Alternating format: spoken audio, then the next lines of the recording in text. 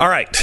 Let me tell you about Abby Johnson. Abby Johnson, another great person whose life just totally changed. She was working for Planned Parenthood for years. She was a supporter of abortion. She had abortions. She rose through the ranks of Planned Parenthood, started running the place, and then she had to actually go into a room with an abortion. And her whole world changed. She'd be a great conversation on a podcast as well, actually, at some point. They're putting together a film called UnplannedFilm.com. UnplannedFilm.com. You can read the story. You can check out the videos. You can lend your support, which would be really important. When we want to get these messages out, we need to support them when they come up. UnplannedFilm.com. UnplannedFilm.com is the place to go. The fusion of entertainment and enlightenment. This is the Glenn Beck Program. This has not been a good couple of weeks for Donald Trump, and well-timed if you're a fan of the president, because nobody's really paying attention to the news right now. But if you are, just look at what's happened in the last 2 weeks alone. Kavanaugh has gone to the side of the Democrats in the Supreme Court when it comes to abortion. The Russian agreement that everybody was in denial of for so long, and the president said never existed, that came out yesterday. He folded on the border, and not only are they not going to pay for the wall in Mexico, there is no wall, and we gave them $5 billion. Okay, then North Korea came out yesterday. North Korea said that we're not going to denuclearize at all unless you remove your troops. Syria, we're abandoning the Kurds again. Yesterday, the president just announced on Twitter, no one at the Pentagon even knew. We're going to pull our troops out of Syria. It's time for them to come home. Wait, what? The poor Kurds? The Christians? ISIS is not dead. They've just been pinned back. What does that mean? It's not been a good week. We'll give you some of the details and what it all means in 1 minute. This is the Glenn Beck Program. I didn't even get to the bump stock thing yesterday. Oh, that's my cause du jour right now. My gosh. All right. First, let me tell you about FilterBuy. FilterBuy is our sponsor, and then back to the program in less than a minute now. It's FilterBuy. FilterBuy makes filters for your air conditioning and HVAC system, your heating, and they're all made here in America. There was a factory that was about to be closed down, and it was a family-owned operation. A guy who married into the family was working on Wall Street, and the family was really upset because it was a grandfather's business, and it just was going to go out of business. And he said, you know what? We got to find something that we can make. We're not going to – it's a small town. We're not going to put all these people out of work. And so they found that American-made air filters could be made cheaper and better, and they could get them to you in a different way than through, Home Depot or Lowe's. That's how FilterBuy was born. Now they make great filters, one of the leading filter makers now in America. And the thing I love about them is I don't have to think about it. I order it and I say auto renew, and whenever I'm supposed to change the filter, they show up at the front door. I put it in. It makes my life really super simple because, quite honestly, this is more than I even want to think about filters for the rest of my life. All right. We can do it one time, and until we get the Jetsons robots and they actually will do the filter replacement for you, that's the next step. But until then, this is the best we have. So it's filterbuy.com. FilterBuy.com. Save 5% if you're on auto renew. It is filterbuy.com.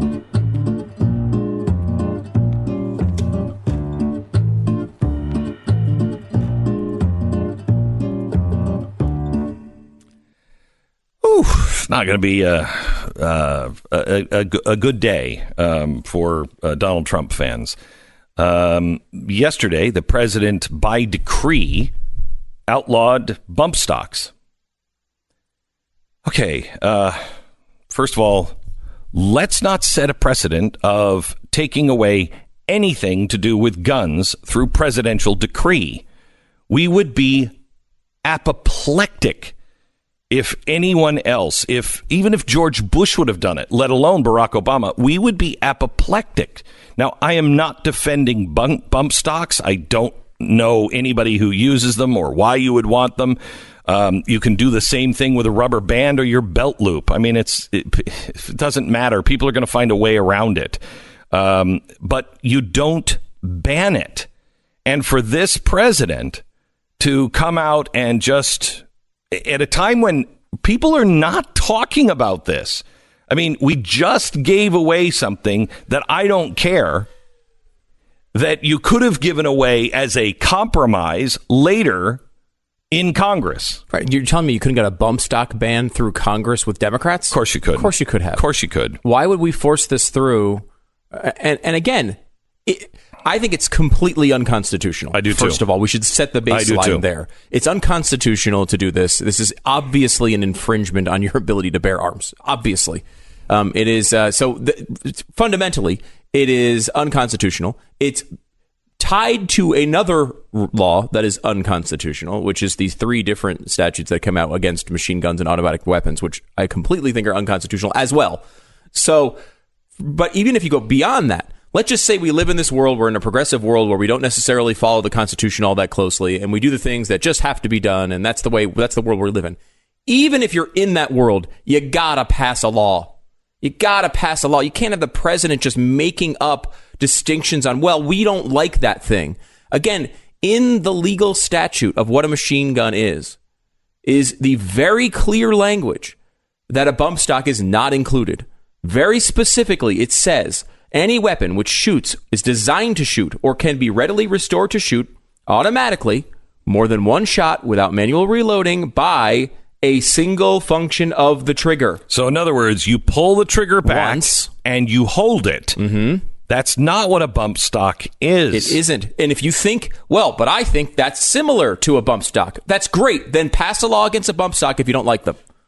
I'll still argue that it's unconstitutional, but at least it makes some sense. So, and here's the reason why. I said this to the Democrats and they didn't listen.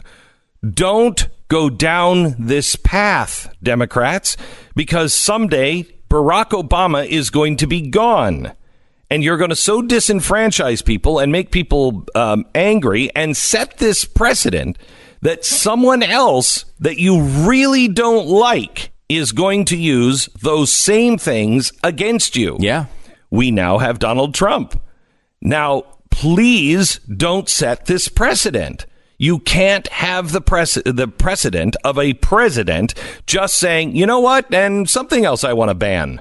You can't do it. Right. The next Democrat president who wants to ban, whether it's magazines at a certain capacity, anything they want to pick apart from your ability to bear arms, they will cite this bump stock ban and say, look, the president, a Republican president, yes, did that. Of course, I can do it. You didn't say anything. And we didn't say anything because I don't want to defend bump stocks. Yeah. I don't care about bump stocks. I don't know anybody who does care about bump stocks.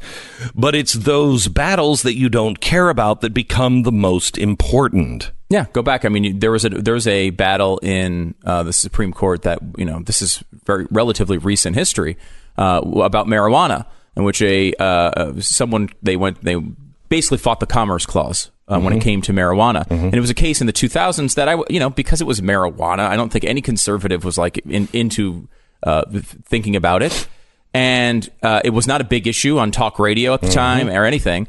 But that was probably one of the best opportunities to reverse the ridiculous nonsense the government has used with the Commerce Clause over a very long period of time to restrict the way or to get their tentacles into business. And you know what? The Commerce Clause is a really good example of that itself. Yeah. I don't remember the farmer's name, but the court case that happened under FDR, nobody paid attention to. Nobody cared because it just involved a farmer and his wheat, and I don't grow wheat and I don't care. But that's why Washington is in all of our businesses, because of that one move that no one cared. Willmore, Willard, I'm right around it. It's Fillmore versus Whitburn.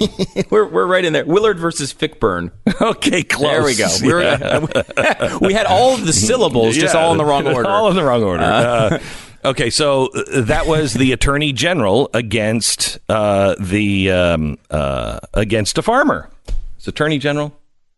Yeah. And because of that, The guy who grew his wheat on his farm, he never sold it. It was just for him and his family and his livestock. It never went anywhere. They said, well, it could. And more importantly, you are going to be feeding your family and your livestock with wheat not purchased.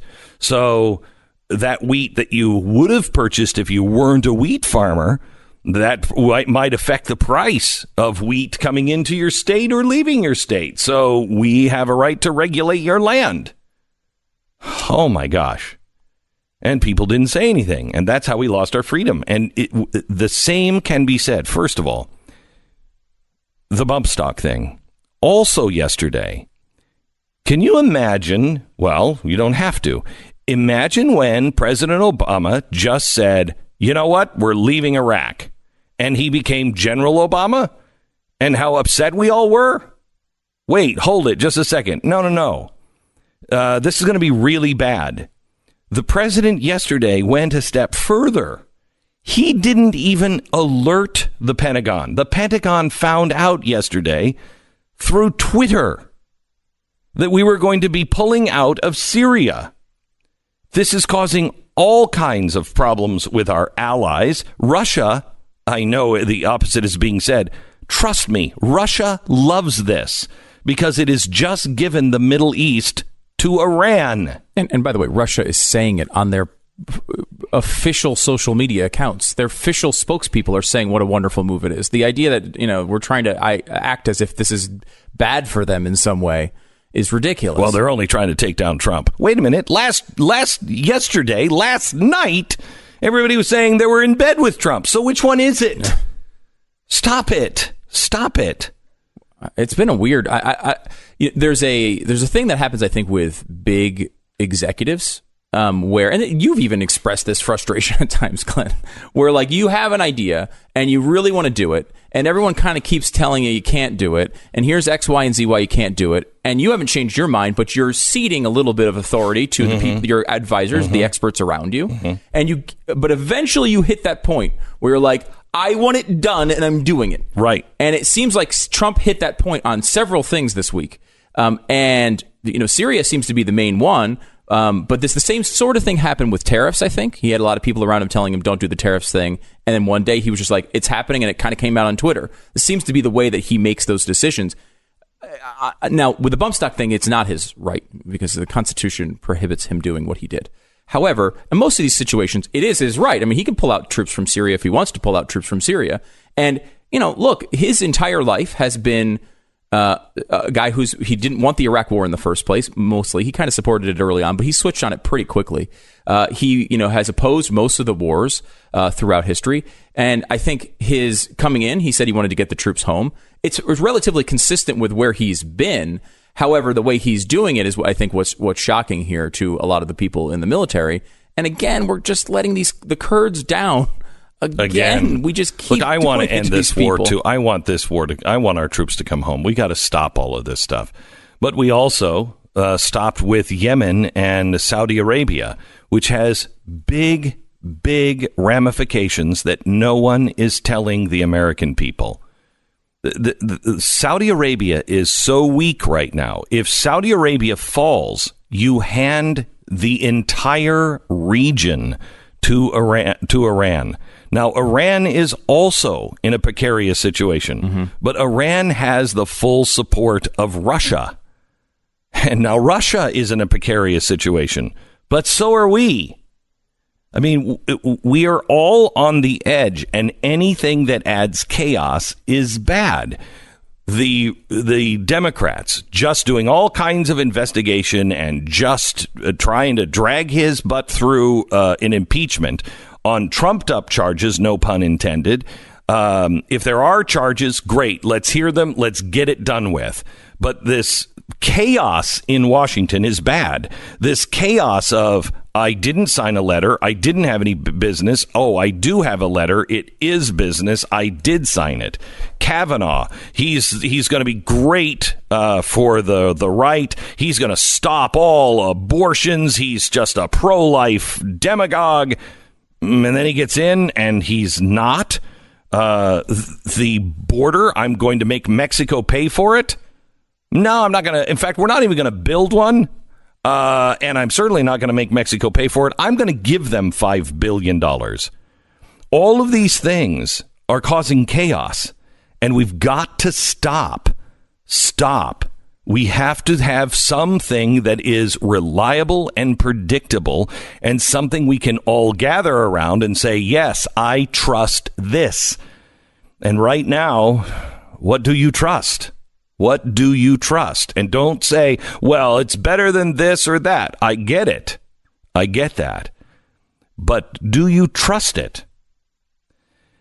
And when it comes to people saying that he's going to be impeached, I don't know if he's going to or not. I don't think so. I don't think so. Well, what's her name? Ann Coulter came out and said yesterday he's not going to make it to the end of his term. I don't agree with that. But remember, it's President Pence.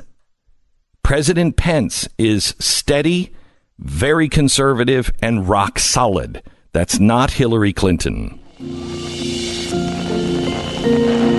Never more than 60 seconds away from the program. But by the way, I don't think he's going to be impeached. Yeah, I don't think so. But they may try, and they may actually get an impeachment done in the House in theory. But I mean, he's not going to get removed from the Senate unless the economy falls apart. I mean, that's really the only line. Okay, let me tell you a little bit about American financing. If you find yourself behind the 8 ball with credit cards, now is the time, please, to get out of this. Because it's only going to get worse. Yesterday, the Fed said no end in sight. We're going to continue to raise rates. Already, the credit card interest rate is 16.3 or 16.7%. That's crazy. That's crazy. What is your payment going to be like when it's 20%, 25%? That's a coming reality. So please get out of debt and get away from those high interest credit cards. And you can do it now if you have just some equity in your home.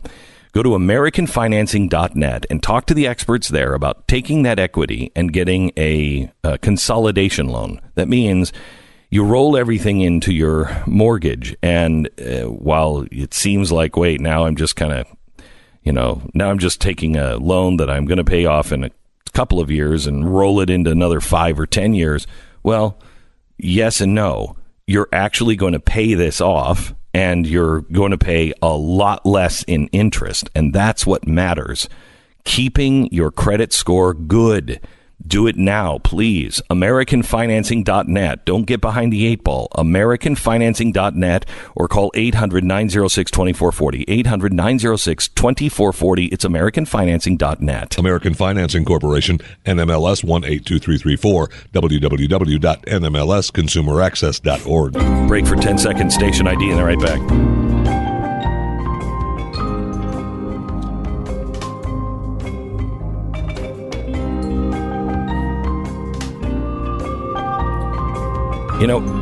We have a ton of people calling, and I would like to hear your thoughts. So we'll open up the phones. Pat's coming in a minute, but I also want to take your phone calls. 888-727-BECK. So producers, if you can screen the phone calls and get them ready and line up, we'll do that. Also, yesterday I had it was about 5:00, and I was just finishing up. And I'm walking down the hallway, and one of our producers said, "Hey, Glenn, there's a comedian here that wants to say hi." And I said, "Okay, who is it?" He said, "Vicky Barbolak." And I said, "Who's that?" And he said, "Oh, she was on America's Got Talent." And I said, "I don't watch any of those shows."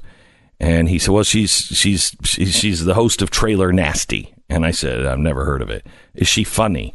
And he said, "Oh, she's really funny." And as he was saying that, I turned the corner into her green room, and there she was. And I looked at her and I went, "Oh my gosh, I know you. You're really funny." And she was a little surprised to have that come out of somebody who's walking around the corner. And she said, "Oh," and I said, "I never watch America's Got Talent, but you know how sometimes you'll just watch the highlights?" And I said, "My son came with the highlights and said, 'Dad, you have to see this woman.' And so we watched you, and we watched you as a family. She's hysterical. She was in town last night. I invited her to get up early and come in I don't think she travels in a trailer, but I hope she lives in a motel and not a hotel. But Vicky's going to be joining us here in about a half an hour from now. You don't want to miss that. Also, there's a couple of other things that are really going to be good today. We have Charles, I think his name is Duhigg, Charles Duhigg. He's a guy who did a study back in the 1970s about anger, and he did it in this small little town in Massachusetts where he didn't expect to find a lot of anger. And he found a ton of anger. And he did this whole study back then. He was one of the guys that when he saw Donald Trump run, he was one of the first that said, that guy's going to win. And it's because of what he learned in the 1970s. And it's a fascinating study. I just found it a couple of weeks ago. And I didn't know if he was, was still willing to talk about this study because it's an ancient study. And it's going to be really interesting on how anger is actually good for us if it's focused and used properly. If it's exploited, it's bad. But if it's a steam valve, it's good. And he found this out in this little teeny town of Massachusetts, like 1972 or something. That's going to be really interesting to see. Because, I mean, you have to just imagine that everything from then has been turned up. So, I mean, it's so much easier to get angry. There's so many more things to get angry at. You can be happy and you just happen to see a tweet and all of a sudden you're set off, right? That's not the way the world was in the 70s, right? It shouldn't have been. But if people were angry then, geez, what are we now? Yeah, he kind of goes into a little bit of that. Yeah. He goes into that a little bit. And it's, again, the using and the pitting against each other that's happening universally now that he is, that his study warned against. The healthy use of anger is good. The politicization of anger, not so much. Pat joins us and your phone calls. I'd love to hear your thoughts on the bump stocks and everything else. 888-727-BECK. We'll take your phone calls and Pat next.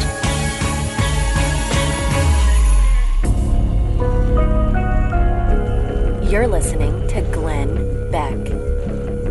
So do you have the under eye bags? I have the worst. I gotta get some of the Chamonix stuff for me. I have the worst stuff. I have the worst deal with that, with the under eye bags. If you got that, you're gonna want to try Genucel for under eye bags and puffiness from Chamonix. Now they had that around for a while and it works really well. And I'm just an idiot. I need to get some of it because I don't get enough sleep.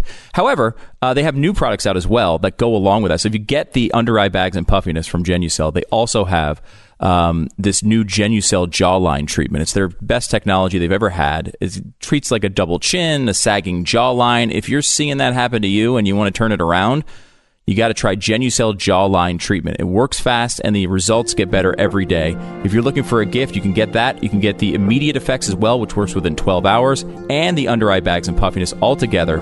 It's a great deal. 800-577-8709 or Genucel.com, GENUCEL.com, or 800-577-8709. And make sure to join the Blaze TV. Use Beck Christmas. Get $20 off at blazetv.com/Beck. We've got dozens of shows. Best conservatives. Welcome to the Glenn Beck program. I'm Glenn Beck, along with Stu, my executive producer, and Pat is joining us from Pat Gray Unleashed, which is a podcast, and also on the Blaze Radio Network. You can hear it every day prior to this program.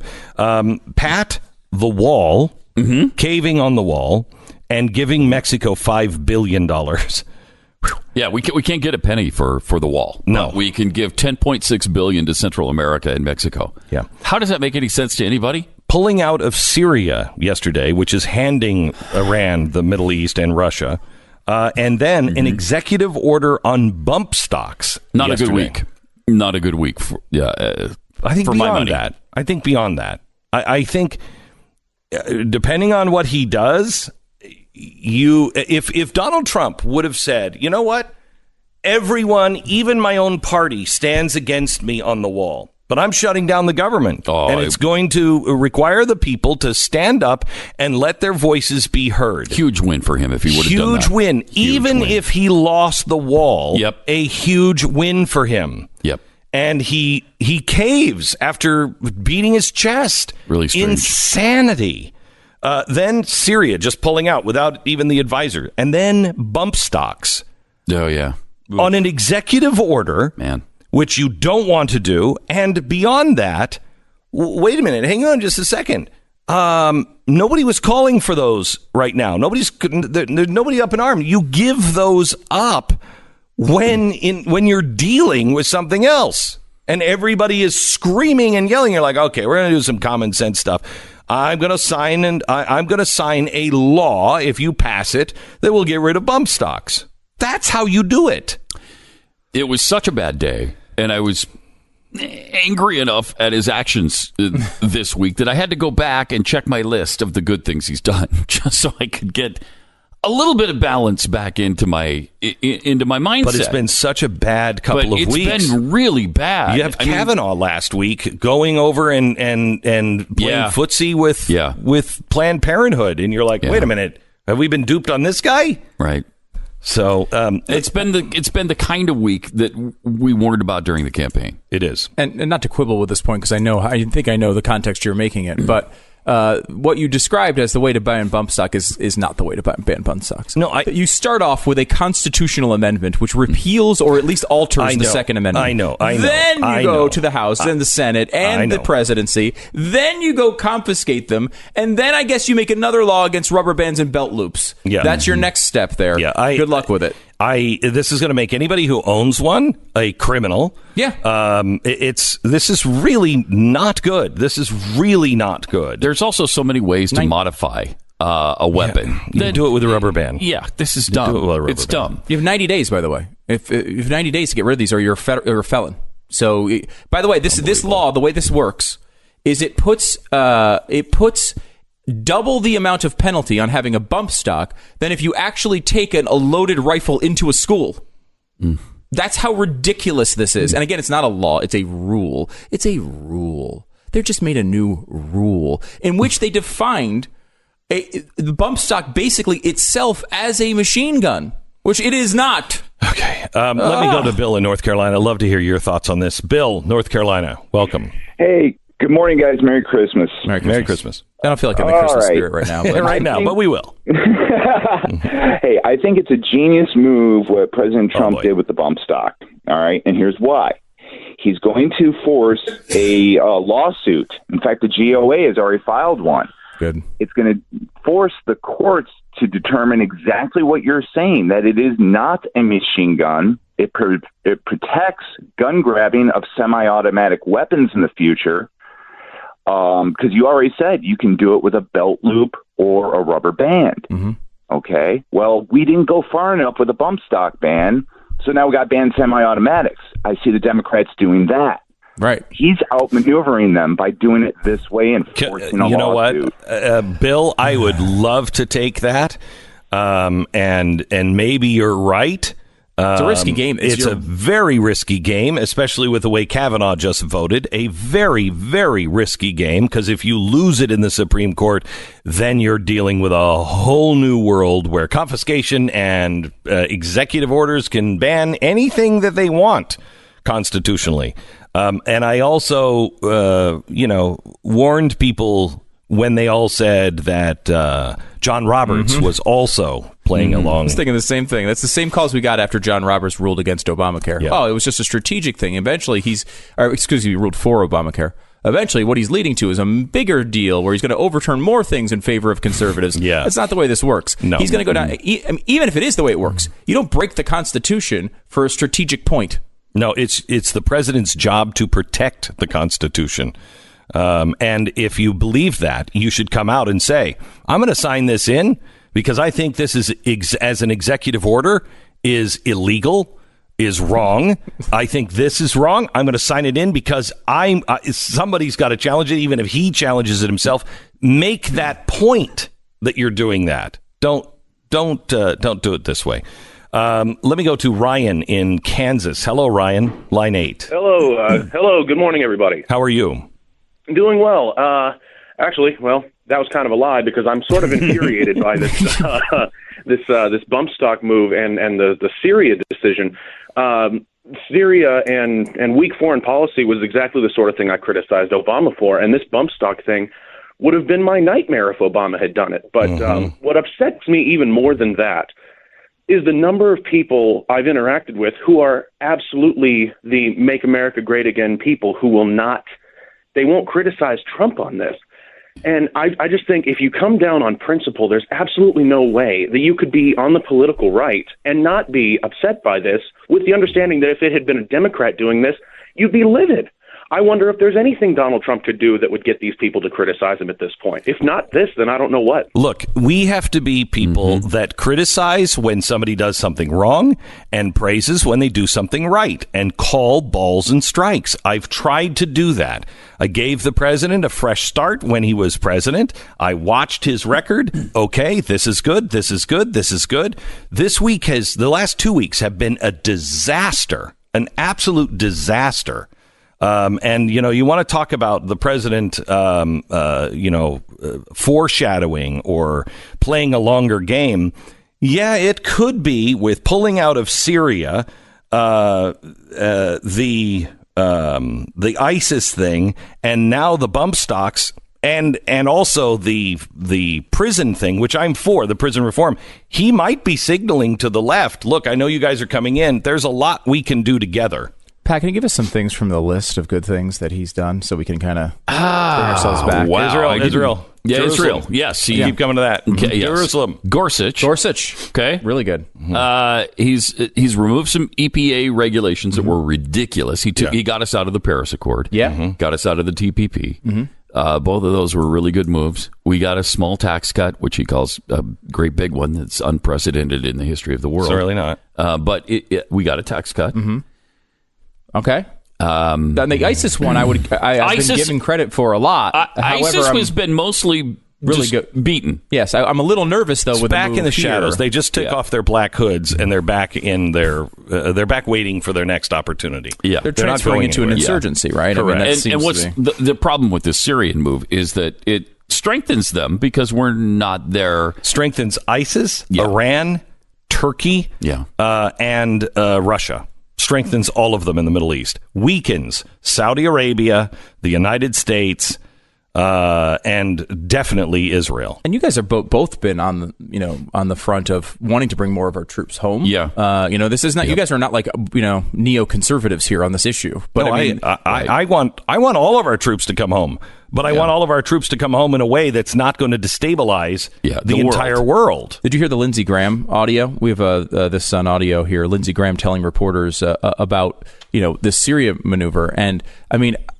Again, just like the caller just said, if Obama had done this bump stock ban where he unilaterally, started fiddling with the Second Amendment, we've been infuriated. Listen to Lindsey Graham talking about Syria. If Obama had done this, we would be all over him as Republicans. We made a good record that the decision to withdraw from Iraq was not based on sound military advice, in spite of it. He did it himself, which he has every right to do, but he needs to own it. And I don't think General Trump is going to be any better than General Obama. Mm-hmm. Now what's confusing is those people who do not want to rule their life by principle that just made Lindsey Graham the greatest man to ever live. And now he's saying this against Trump. And where do you go? It's been a fascinating study of people to watch this. It's really amazing. We are going to be fascinating. The historians are going to be looking at this time period for 100 years. Because we've all been shocked for the last 3 years. I mean, absolutely mind-bogglingly shocked at how people have reacted to this stuff. And if you flip on, cable news, what you get is every week is a complete disaster for Donald Trump, and everything he does is a disaster. And that's not true. That's not how this presidency even close has played out. However, the last couple of weeks, there is a lot to take issue with, and mainly not the things, if you flip on cable news today, they're going to be complaining about. Yeah, because they don't complain about the bump stock thing. They should be all over him on that, loving him. They haven't complained at all. I mean, and they just don't talk about it because they don't want to give him any credit. Yeah. But it's the bump stock thing that they would normally, if Obama had done it, they'd be praising him. So here's what I think is happening with the average person in the street that is conservative. They turn on radio, they turn on TV, and all they hear about is impeachment, and Russia, and his collusion, and all of this stuff. And all of the things he can never ever do anything right. Then they up to and including the Christmas portrait they just did. God, even that was, and the red Christmas trees that look like The Handmaid's Tale. Right, right. That was unbelievable. Yeah. Unbelievable. Nonsense. And so when you turn on somebody like us or Rush or Sean or anybody else, and they're saying, "Wait, bump stock thing, this is bad." It is natural to feel like, oh man, even them. No. You've got to call the balls and the strikes. You have to, because can we play another piece of audio? Do you have the audio of George Bush and why he did TARP? Yes, we actually do. Okay, yeah. Have you ever heard this? Listen to this. This is from a new documentary on HBO. George Bush. They're talking about TARP. And remember, he said, I had to violate the free market system to save I the had free to abandon it. Had to abandon the free market system to save it. Right. Yeah. Listen to why he did that. Hank came in with Bernanke, with Geithner, started talking to the president about we're going to need some legislative authority. We're kind of out of ammunition. We needed to put capital into the banking system. But Hank's concern about capital injections was that it would look like the government was nationalizing or taking over the banking system. And so his idea was to buy troubled assets. This is why it was called the Troubled Asset Relief Program, the TARP. About halfway through the conversation, the president interrupted Hank and directed a question at Ben. I asked, are we headed for a Great Depression? And Bernanke said, looks that way. And you have to make up your mind, Do you care? And what I cared about was people that would be hurting. They were already starting to hurt. People getting run out of their homes. Payrolls couldn't be met. And I just could envision what a Great Depression would mean. If it's bad now, imagine how bad it would really get. As we left that meeting, the president turned to us and said, if this is Hoover or Roosevelt, for damn sure I'm going to be Roosevelt. I just want you to put that in perspective, because we are headed for the effects now. We're going to feel the ramifications of 2008. And the world is already feeling it, and it's coming. Our president is going to be in the same situation. Are you going to be Roosevelt, or are you going to be Hoover? Are you going to abide by the principles that we have, or are you going to fundamentally change us for compassionate reasons or whatever? It's going to be an extraordinarily difficult choice. But America is on the verge of changing. We must stand for the Bill of Rights right now. Speech, right to protect yourself, right to assemble, right to privacy. Those things must be unchangeable and defended and never weakened, especially over the next 5 years. Thanks, Matt. We have X-Chair as our sponsor. X-Chair makes a great chair, and a great chair for a holiday gift. Does your wife have an office at home? Do you have an office at home? Yeah, she does. Do you ever use your office at home? Yeah, I do sometimes, yeah. Do you really? There's a little, it's like an escape hatch from the kids, especially because, you can't get any work done with the kids, 5 and 7 years old running around, no chance of getting work done. So you go into a little office, you close the door, and they might forget about you for 10 minutes. Mm-hmm. Now I just tell them to go in and close the door. And then I have the whole house. They have that room. Ooh, that's what you do. That's brilliant. What you do. And then I can just be in my X-Chair, and I can just kind of roll around the whole house. It's great. X-Chair, really, really super comfortable, has all of the adjustments that you need for a super comfortable chair that you sit in for 8 hours a day or just an hour a day, just doing your stuff at work or at home. It's xchairbeck.com. Makes a great Christmas gift. Get the X Basic. You're going to save a buttload of money, $100 off, free footrest if you use the promo code Beck. This chair is only available to this audience. It's the X Basic. Find out all about these chairs at xchairbeck.com, xchairbeck.com, promo code Beck, or call 844-4XChair. America's Got Talent. America's Got Talent is going into the Champions series in January after the holidays. And one of the champions is a 60-year-old trailer park living woman who I think is really funny. She's in the green room right now. We're going to bring her in. She's joining us here in just a second. Her name is Vicky Barbolak. Winner of America's Got Talent Top 10.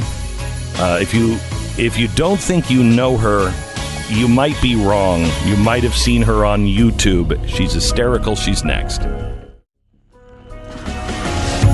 The fusion of entertainment and enlightenment. This is the Glenn Beck Program.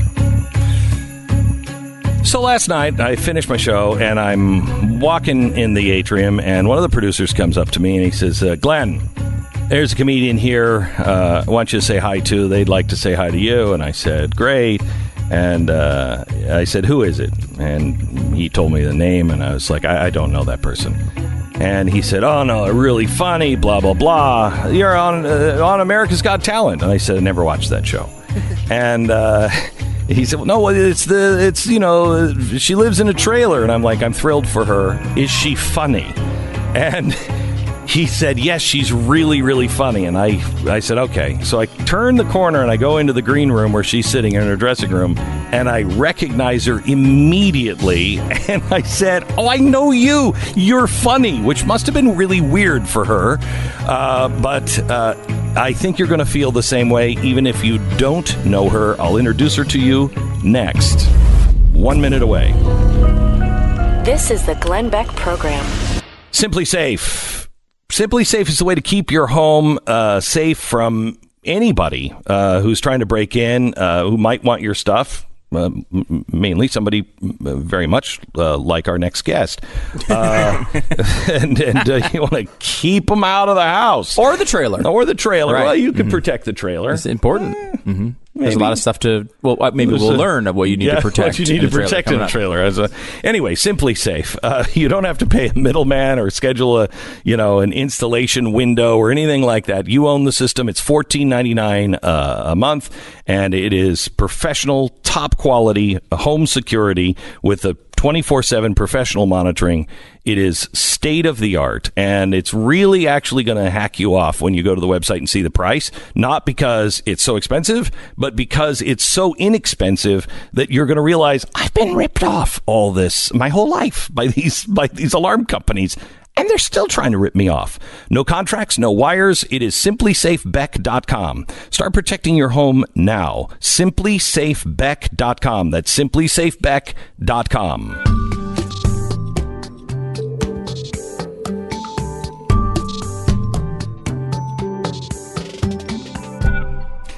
I never watch America's Got Talent. I just don't watch TV, generally speaking. But my son came to me with YouTube and said, Dad, you have to see this woman. Vicky Barbolak is her name. She's 60. You're 60 years old? I'm the 61 this year. You're 61. Okay. And she came out on stage, and I don't remember who it was, Naomi Campbell or somebody said, what are you going to do? And she said, I'm a ballerina. And she's clearly not a ballerina. And she followed that with, no, I'm kidding. I like to eat, so I'm not a ballerina. And it went on from there. And you came back, I think, 2 times after that? I think there was like 4 more shows till the last final. Okay, and you are now going back for the Champions show. Champions, where are they now? I'm like, I'm in the driveway. I haven't left. I just got out of there. So you are from California. Yeah. You've been a comedian 20 years. 20 years, and you kind of found yourself in a place to where you were too old for your own club? I mean, I didn't start till I was like nearly 40.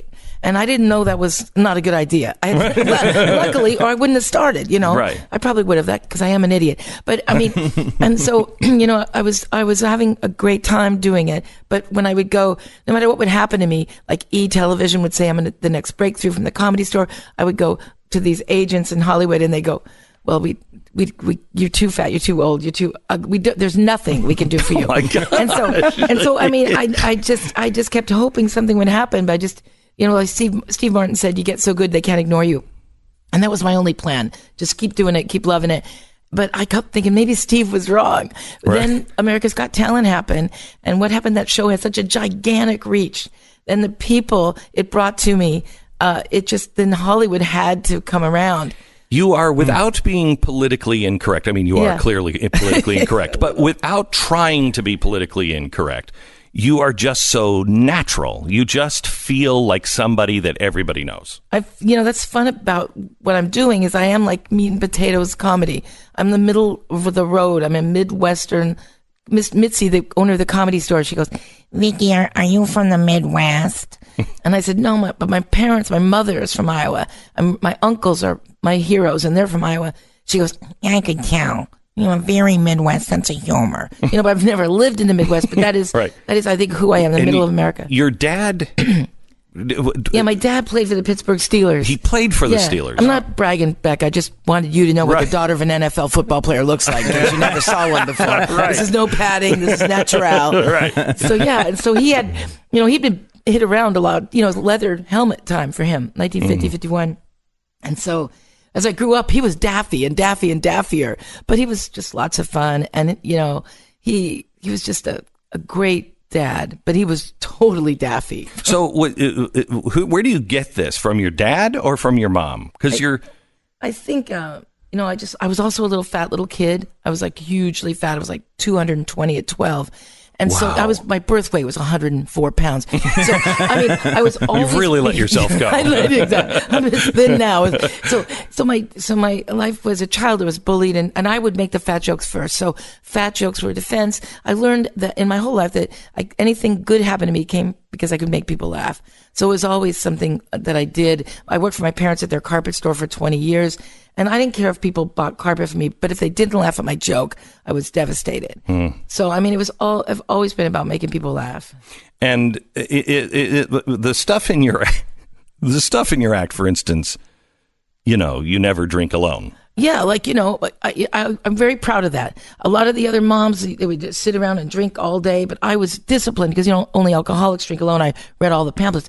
I always waited until the kids get home from school. That's, sometimes I would call in a fake dental appointment, when I'm so parched. Yeah, right. But I did my best. Right.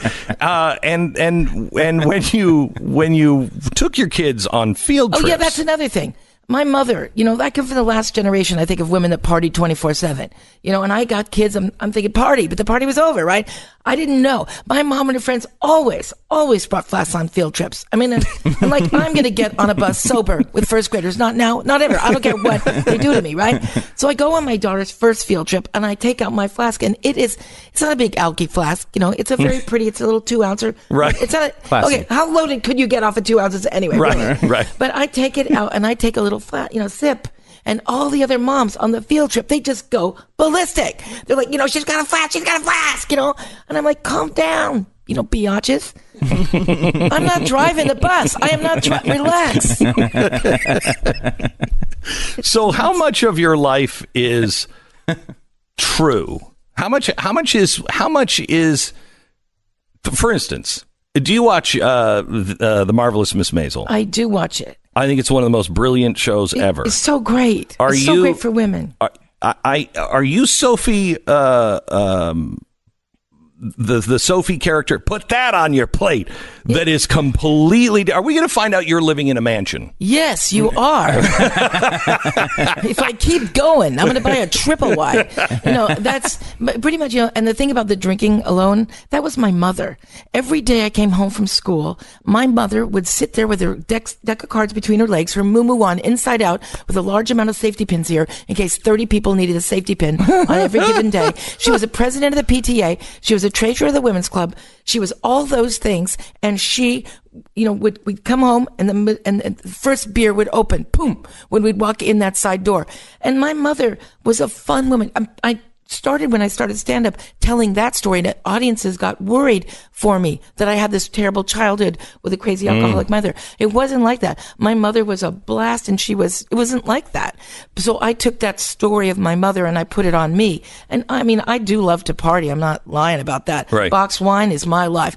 But So everything that I talk about is coming from a truth that I know.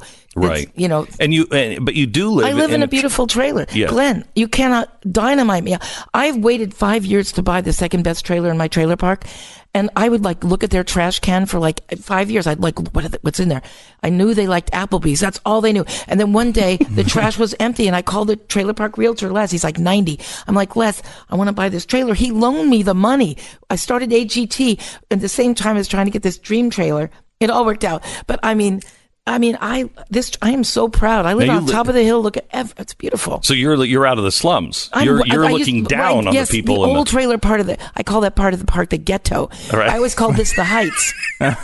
I don't talk to anyone below the lake, which is actually a drainage ditch made to look like a lake. But I don't speak to those people anymore. Right. I wish I could, but I cannot. But right. Well, you're in a different class now. They can look up on the hill and be inspired by what you've done. That's what I try to say. Yeah. Right. Don't give up your dream. So, if you sold your high class, top of the hill, which I will never. Trailer park, trailer there in California, you could probably live in a 20,000 square foot home here in Texas. I always had a dream. 7 years ago, my friend Brett Frank, who lives in Denton, he saw me in Hollywood, flew me out here for his birthday party in Denton, his 30th birthday. I two-stepped all night. I had the time of my life. He and I took my promo pack over here to the Dallas Improv 7 years ago. Asked him if I could do a set there. They never, got back to me. It took me 7 years to get here. I've always wanted to be in Texas. There's something mystical and romantic, and ever since that night, and Denton was on the border, but I love it here. I would love to have a place on a lake here, a trailer. I would, it'd have to be. I don't like drywall. I don't like drywall. I'm going to admit that right now. I just don't feel comfortable around it. I like to be slightly off the ground. See, in this part of the country, though, you're the first to be sucked up. You know what? You're right. In this part of the country, I'm going to take it back. I'm going to have to face it. Right. I don't want to get blown to Kansas. Right. Or you can have an underground trailer. Part of your trailer is underground that you go for safety. Yeah. Back in just a second, we're with Vicky Barbolak. She is the winner of America's Got Talent Top 10. She is now going to be in the Champions edition on NBC. It begins January 7th. 1 minute, we're back. Let me tell you about Filter By. Filter By is... you have filters in trailers, Vicky? I actually do. Do you? Do you trade? Do you? Because we never remembered it. We installed one. Oh, she's more handy. More handy than us. Do you feel a little emasculated right now? I usually do, but yes, even more now. Because I didn't even know where the damn filter thing was. And filter thingy dingy? Yeah. They come in. I think I've actually bought and sold houses without ever changing the filter. I think, when it's time to change the filter, I don't know where it is. I don't know how to do it. To call someone. Yeah, anyway. So we now have Filter By. Filter By, all of the filters are made here in America. They're shipped right to your door, so you don't have to go to Home Depot or Lowe's. You don't even have to think about it. Shows up at your door, and you're like, oh, I got to put that into the thingy, in the closet. And so you do, and you don't have to worry about it again. It's Filter By, filterbuy.com. That's filterbuy.com.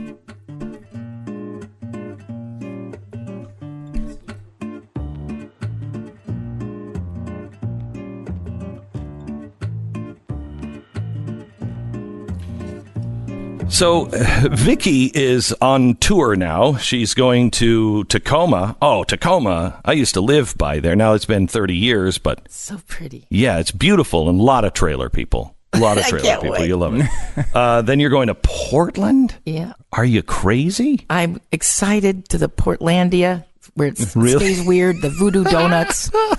Yep. Good luck. Women and Women First. Good luck to Women and Women First while you're there. Have you seen it?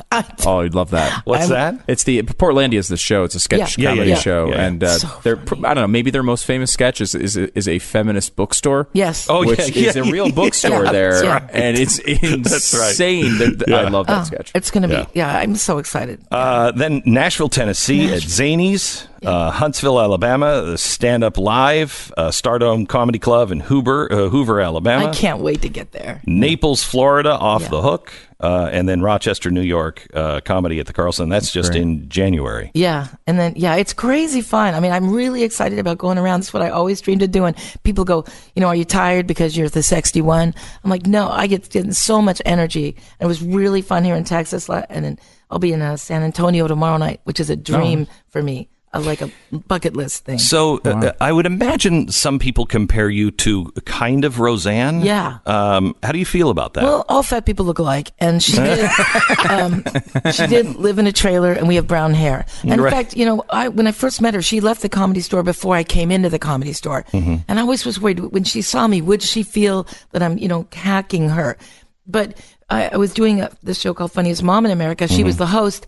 I was like, holy crap, she's gonna, is she here the night I auditioned? They said no. And then I heard this hacking laugh, and I knew it was her.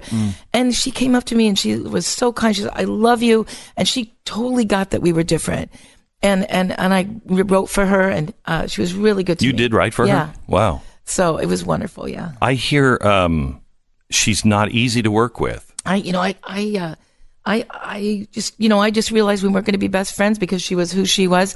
She was, Roseanne, and I was little me. Right. So I would just send her this stuff, and she would send me a check, and she was kind, and she had me open for her in Vegas once, and and it was she was. So really are you somebody who? You win the $1 million or whatever it is, and you're a big huge star, and you're going cross country.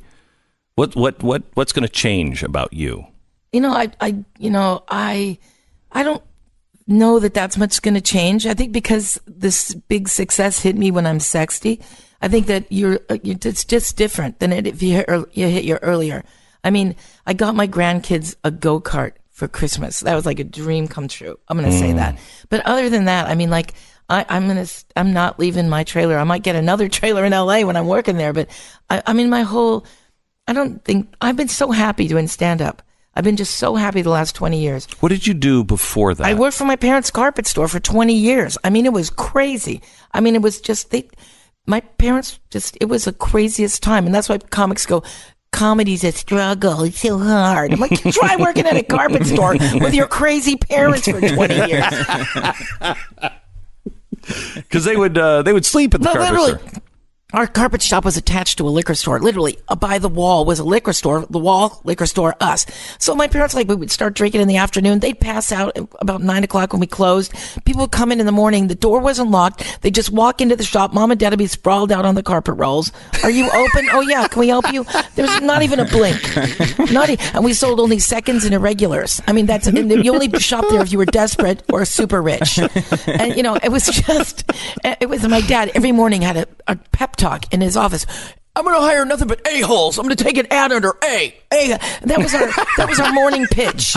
It was. What brought you to California? My dad started. He managed carpet stores when I was little, and they moved him every year. And finally, when I was 19, he opened up our first shop in Oceanside, and that's where we stayed. And how long have you lived in California then? I've lived in Oceanside for 40 years. 40 years? Yeah. California, I grew up on the West Coast. I grew up in Seattle. Yeah.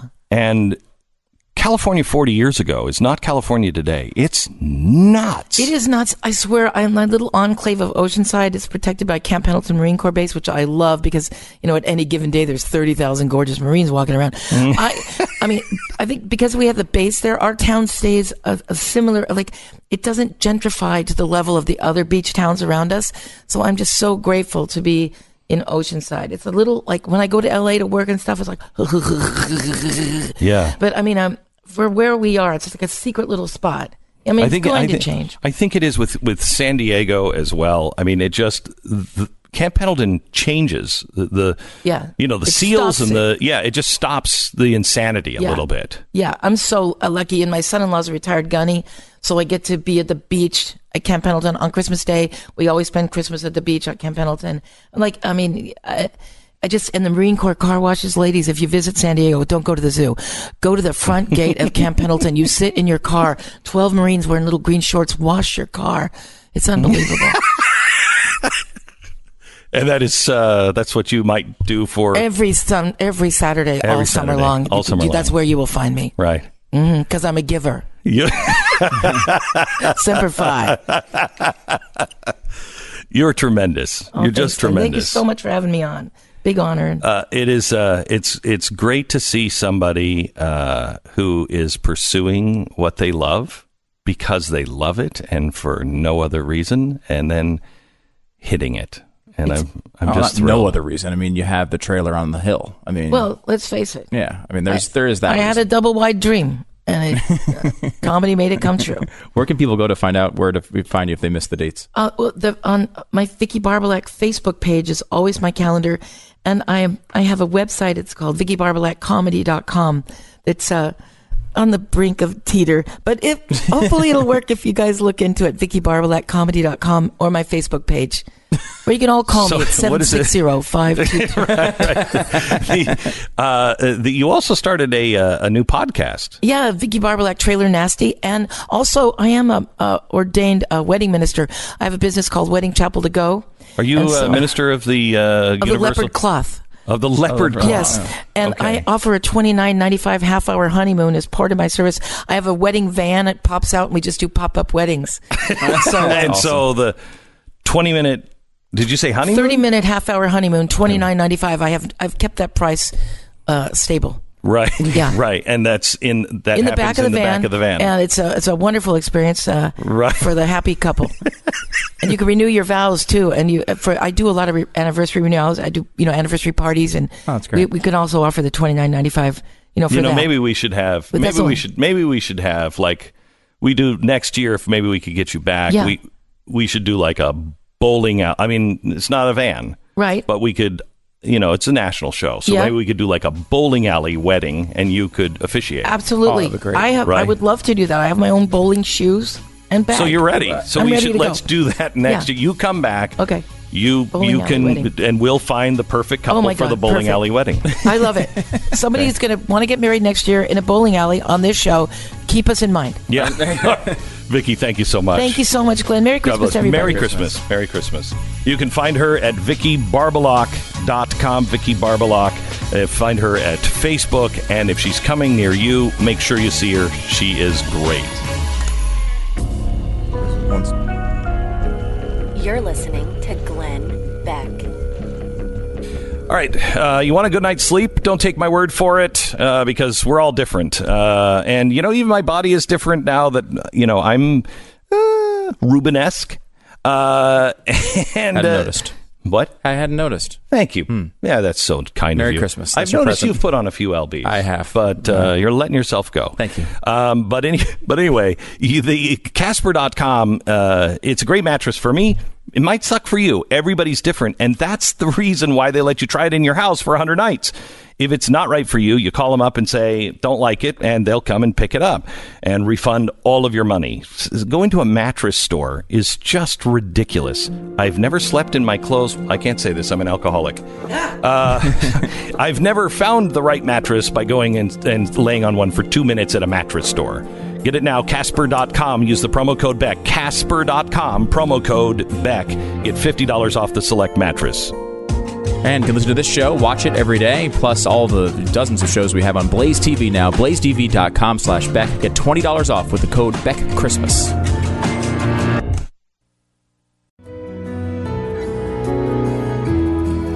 Last night I was watching Levin TV on Blaze TV, and Mark was talking about this on the air a bit. The idea that the president is pulling out of Syria, and everybody found out over Twitter at the Pentagon. Just not the way you want to run a country or a war, and it's wrong. It's just not going to lead to anything good. I have David French on. We wanted to talk a little bit about being deplatformed and social media and what it says about us, et cetera, et cetera. But he's a veteran of Operation Iraqi Freedom, and so I wanted to get his opinion because he has written a lot about ISIS over the years as well. His opinion on us pulling out of Syria and what this means. Welcome to the program, David. Oh, thanks so much for having me. I appreciate it. Sure. So your thoughts on what happened yesterday? It's stunning, and it's a terrible mistake. It's a very dangerous mistake. It's stunning in part because just days ago, the administration had reaffirmed its commitment to our Kurdish allies and to completing the mission of destroying ISIS. And people have to understand, when you talk about ISIS, there's the caliphate, their attempt to create a nation state that has been the caliphate has been largely wiped out. But ISIS, the terrorist organization, still exists. And to put this into perspective, in 2011, when Obama wrongly pulled out of Iraq, this is something that conservatives were deeply concerned about when he did it. And when he wrongly left Iraq, there were only about 700 members of al-Qaeda in Iraq left in that country, only about 700. The best estimate of the remaining strength of ISIS in Iraq and Syria is between 20 and 30,000. And so to say that it's done, that the job is done, is just not factually correct. It is wrong. We knew this in World War II. I mean, when the regime collapsed in Germany, we didn't stop. We went werewolf hunting. We went looking for those that were called werewolves, self-described werewolves, that were the Nazi believers that went back into the communities and were not going to let this thing die. We knew we had to kill them and stop them. Well, this would be about declaring the end of the Afghan war right after the Taliban fell. Even though we knew that al-Qaeda was still out there.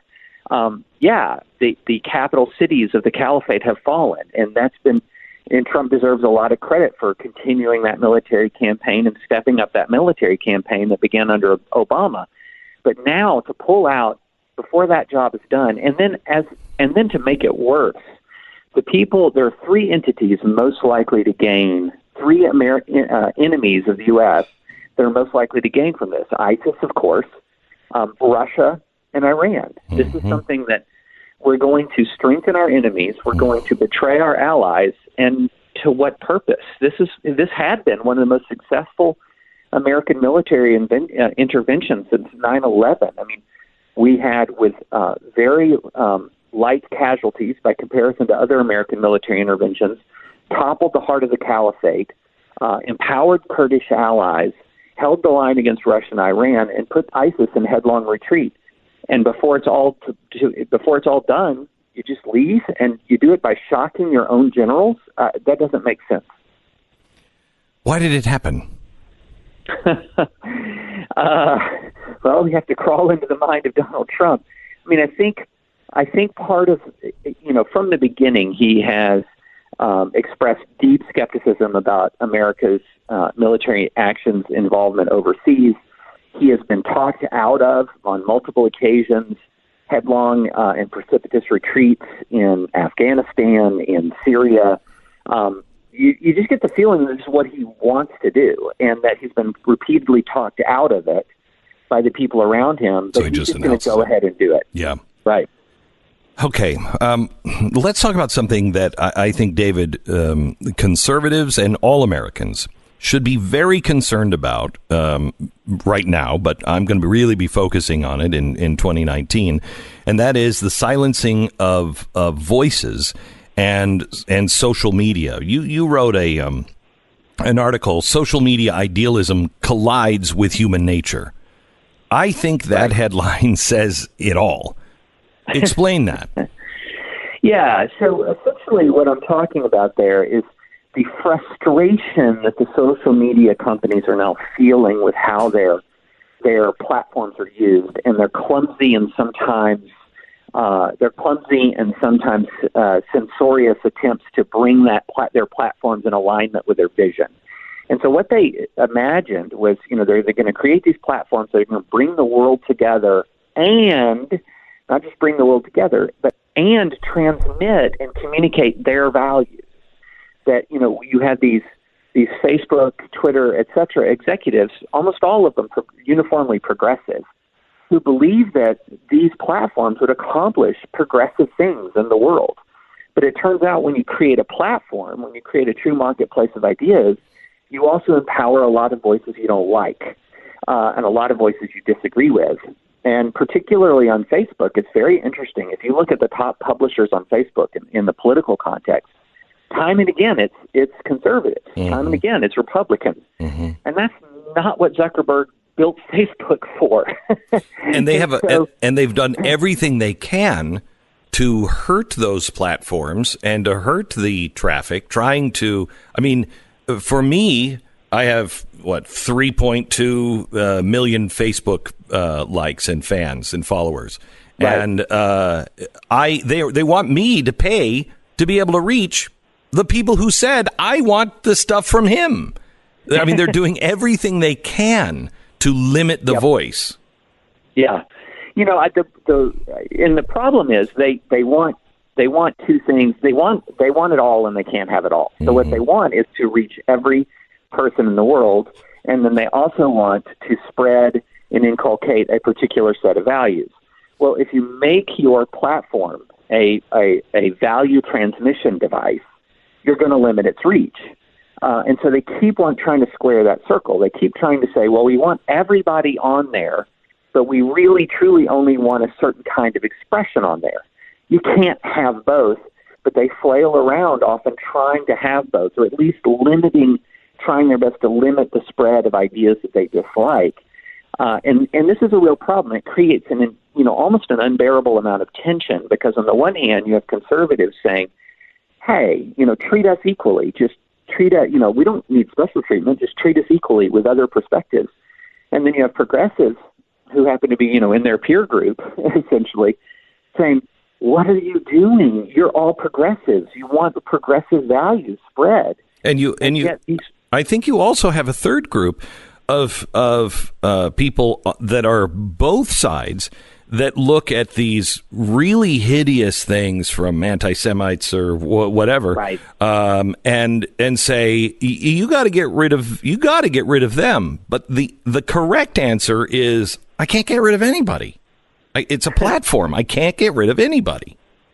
Well, yeah, I think, and I've been long arguing this, that the correct way to look at this is to not try to reinvent the wheel, but take America's 200-plus years of experience with the First Amendment and apply it to these social media companies, not by force of law. And I don't want Congress saying you have to apply First Amendment principles, but I'd say Twitter and Facebook voluntarily applying First Amendment principles. And core to the First Amendment jurisprudence is the idea of viewpoint neutrality. In other words, if we're a platform, whatever rules we put in place, they're going to be viewpoint neutral rules. We're not going to privilege a point of view and suppress another point of view. We're going to create a marketplace of ideas, and I think that's the way through this wilderness. But because they have not done that, and because they have put their thumb on the scales, sometimes to get rid of really truly bad people, no question, but because they have put their thumb on the scales, they're opening themselves to endless charges of double standards. Yeah, because those double standards are very, very real. And I'm trying to decide Facebook, Google, all social media and these big platforms, YouTube. Are they creating a hostile civilization? Are they just empowering that hostile position, or are they just revealing who we really are? I think it's revealing and empowering. So I don't think people are people are people. But what Facebook has been able to do, what YouTube has been able to do, is essentially take all of the flaws of human beings, and often all the virtues of human beings as well, but all of the flaws of human beings, and put them right in our face all the time. So that if, let's say you have neighbors who live 5 doors down who have bad ideas about politics, you might not ever encounter them pre-Facebook, pre-Twitter. But now everybody's bad ideas, and by bad ideas, the ones you don't like, are thrown in your face constantly, all the time on these platforms. And I think what it does is it sort of takes our natural emotional reaction to being exposed to things we don't like, makes it relentless, and then sort of over time turns it up to 11.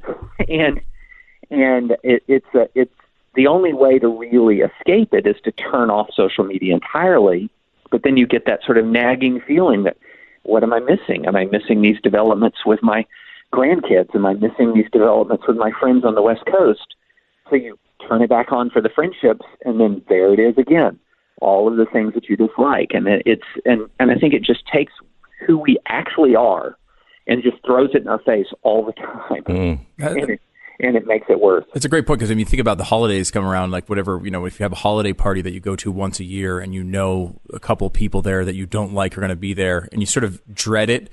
And for like weeks going into that party, we are exposing ourselves to like 6 or 7 hours of that party every day, where everyone we don't like is always talking to us. That cannot be healthy long term, David. No. Well, and it's interesting. If you look at some of the charts of anxiety and depression, especially amongst younger people in the country, the rates of anxiety and depression, they started to really spike around the time that the smartphone became ubiquitous. And of course, it's not the phone itself, it's what's on the phone, and what's on the phone is social media. And you can even see a sharp rise in political hatred that is tied to a couple of specific, or correlates with a couple of specific events. And one of them is widespread adaptation of the smartphone. And so, when you feel like you cannot avoid, or that this good thing that you like also carries with it this kind of poison pill in the middle of it, that plays on your insecurities, that plays on your emotions, that touches sometimes your deepest beliefs, it can be toxic. David French, National Review, great article. Social media idealism collides with human nature. Thanks, David. We'll talk again. Have a great holiday. God bless. Merry Christmas. Merry Christmas. Let me tell you about our sponsor. It's LifeLock. Got to be really careful with what you're doing right now. You're going out, you're buying stuff, you're using a credit card, you're going online. There's a lot, believe it or not, there's a lot of lookalike sites that trap a lot of people and say, oh, yeah, you're going to buy this shirt, and you're not buying that shirt. You're just giving all of your information to somebody who is scamming you for your information. LifeLock Identity Theft Protection has been there. They're the leader in the industry. They are going to find all these guys and make sure they're going to do their best. Nobody can stop all of it, but they're going to do their best to make sure that your identity remains safe. Same thing with your devices, because now LifeLock has partnered with Norton Security, and they'll protect you against the threats to your devices and your identity. Visit LifeLock.com. Use the promo code Beck right now. LifeLock.com. Get an additional 15% off your first year if you use the promo code Beck. Promo code Beck. Extra 15% off. LifeLock.com. Welcome to the program. We have a great guest coming up in a second. I'm going to see if we can reschedule. I just got 2 emails at glennbeck.com. And one said, Glenn, yesterday, Hillsborough County deputy did the most horrible thing imaginable. He murdered his wife, daughter, and 6-year-old granddaughter before taking his own life. We are all devastated and trying to gather some sense of reality after this surreal tragedy. We're asking for nothing but prayers, and all I want is to try to help prevent others from going through this.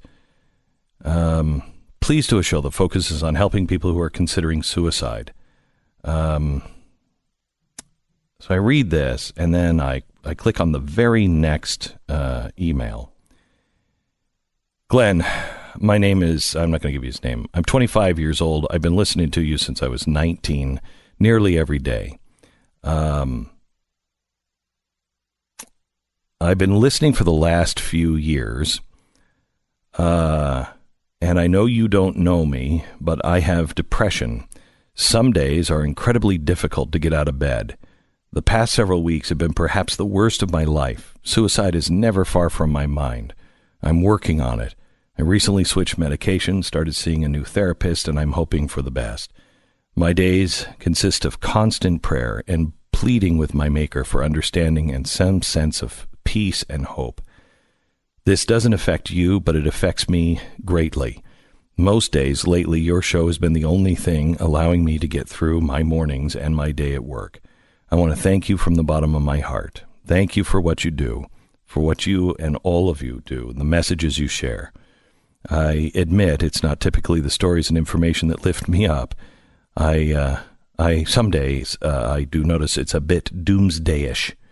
But knowing that I can tune in and listen to you with compassion and humor, with Stu helps me forget about myself, even for just a couple of hours. Words cannot express how grateful I am. And he even includes, yes, I'm even grateful for Jeffy. I had real sympathy for him until then. I did too. Yeah, I did too. Yeah. I want to address both of these next hour. So please stand by. Please stand by.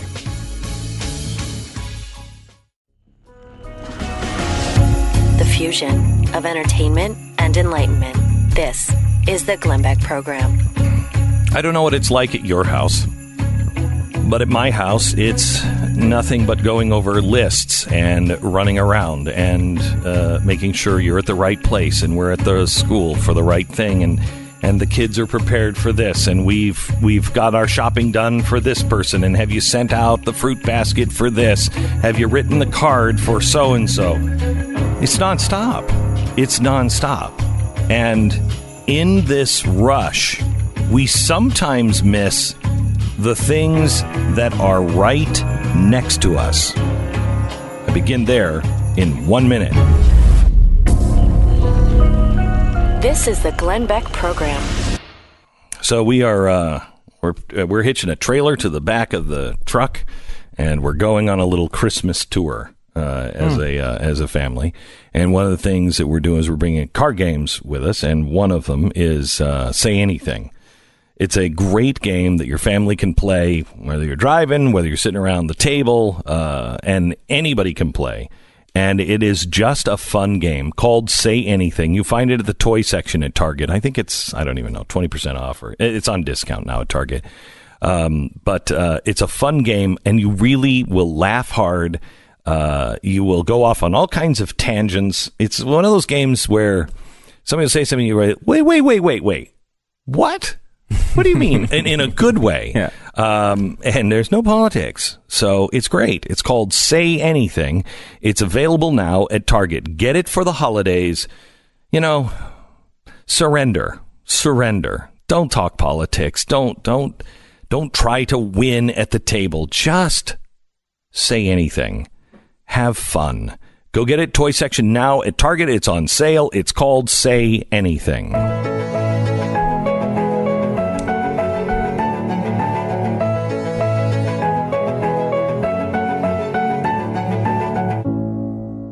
So just a few minutes ago, I looked down at the email and I got a couple of letters in from listeners, and one of them is in Hillsborough County. That's in Florida. And he says, Glenn, yesterday my cousin, Hillsborough County deputy, did the most horrible thing imaginable. He murdered his wife and his daughter and his 6-year-old granddaughter before taking his own life. We're devastated and still trying to gather some sense of reality after this surreal tragedy.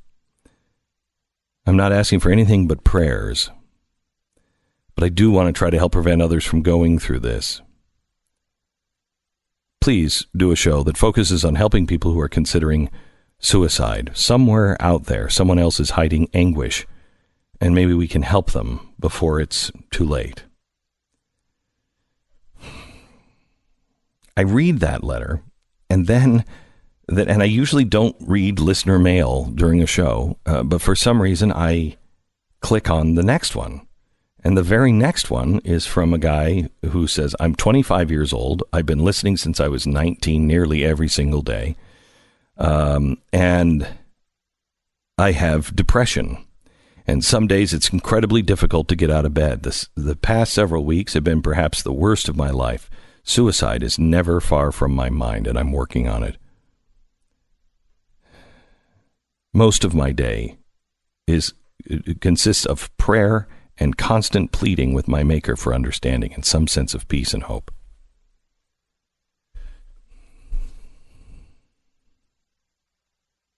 Back in the 1980s,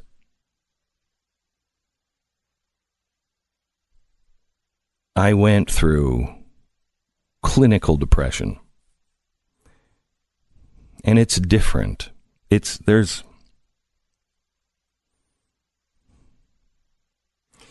There are people that, and we all go through this. There are people that look at the holidays. It's the most wonderful time. Well, sometimes it's not. Sometimes it's not the most wonderful time of the year. Sometimes, for some people, it can be the worst time of the year. Because maybe you grew up with great parents and it was just the greatest holiday, and they decorated, and you remember it was the perfect tree and the family would get together, and you can't recreate that. For some reason, maybe your family is broken up, or maybe your kids are typical teenagers, or maybe you've lost your job. I remember being so broke I couldn't afford anything for Christmas. I remember Christmas Eve alone, a divorced guy living in this hellhole. Carpet smelled like soup, and I was laying down on the floor, feeling bad for myself on Christmas Eve because I was all by myself. And I realized this is not going to end well for me. And I had to choose. Some people, their Christmas was not happy as a child. People have lost loved ones. This is the first Christmas since fill in the blank passed away. We have a friend, we have two, that lost their husband or wife just recently. I can't imagine. I can't imagine losing Tanya, and how everything in my life would remind me of her, and how hard that would be. I can't imagine losing a child. I can't imagine it.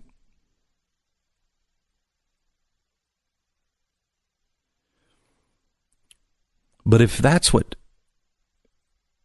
you are feeling, or if that is the kind of Christmas or holiday you're experiencing,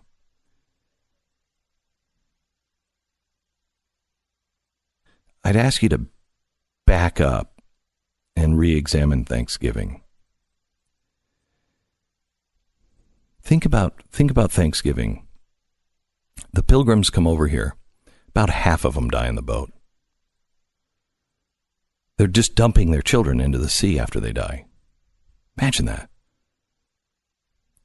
They get here.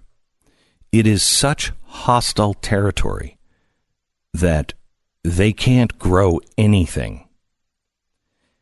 Another half of the half that is left, die through the winter. Starvation, sickness, cold. Imagine having nothing. You are starving, and you're in the Northeast, and you are freezing, and you're all huddled under a blanket. And there is no such thing as medicine. You're just praying to make it to the next morning. And your child or your wife freezes to death. One of you starts to get sick, and you know that's a death sentence. You're trying to feed your child. You got nothing. Where is God? We came here for God. Where is God? Half of us died on the way here. Another half are dying in the next 8 months. Where is God?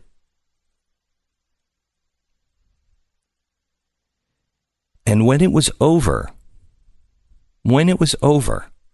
and they could plant crops, and they could plant corn, they stopped after the harvest to say, "Thank you, Lord." Only a quarter of them were left. Thank you. And it was such a celebration that we still remember it today. Yesterday I talked to Eric Bolling, and he's struggling with his faith, and I asked that you pray for him and his wife.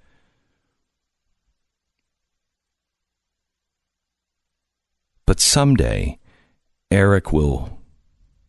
Let me say this. One of the reasons why Operation OUR, the Underground Railroad, where we're rescuing children that have been enslaved or kidnapped and forced to be either slave labor or sex labor, is because of a little kid named Gardy. Still looking for him. They still think he's alive. He was taken from his church. His dad was the pastor of a church. One of the congregants in that church was mad at the pastor. And so to get revenge, kidnapped his child in the middle of church. Kidnapped his child, I think he was 5, and sold him into slavery. It's happened in Haiti. Can you imagine? In church? And I'm there serving you, and you allow this to happen? He couldn't sleep in his own house for a year because he thought, how could I sleep anywhere but under the stars? How could I sleep in a bed when I know my son doesn't have a bed? And he walked all night trying to find his son every night. It's like 10 years ago. The horrors that this kid has gone through, if he's still alive. His father told me, I know this is going to sound horrible, but Glenn, because of my son, all of this started. And the thousands of children that have been saved because of my son. I believe that before we came to earth, my son and I might have even said to each other, let's take one for the team. We can make a difference. You be my dad, I'll be your son. He said, I can never actually say it's worth it because no one would ever choose this. But I think this was a blessing. Not to me and not to my son, but to thousands of other children. When you can give thanks and you can see God in the worst of things, that's when you know you're on pretty safe territory. That should be your goal, to be able to find peace and God and peace on earth in the worst of tragedies, in the worst experiences. Because I will tell you, it is going to get better. I never believed that. For years, I didn't believe that. It will get better. But that's one kind of depression. And I want to speak to anyone who has a loved one or is themselves going through another kind of depression called clinical depression. And I'll do that in 1 minute.